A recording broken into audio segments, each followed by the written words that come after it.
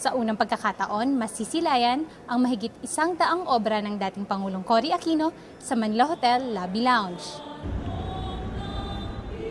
Ang exhibit na pinamagatang A Gift of Self ay naging posible sa pagtutulungan ng Adamson University at ng nasabing hotel sa pangunguna na rin ng dating spokesperson ni Pangulong Cory na si Didi Sitangco. Ang mga obrang ito ay iniregalo ng dating Pangulo sa kanyang pamilya at malalapit na kaibigan. Ang exhibit na ito ay bilang pag-alala sa ika-4 na anibersaryo ng pagkamatay ng minamahal na Pangulo. Ang naging panauhing pandangal sa pagbukas ng exhibit ay walang iba kundi si Pangulong Noynoy Aquino kasama ang kanyang mga kapatid na sina Balsi Aquino Cruz, Pinky Abellada at Biel Aquino D.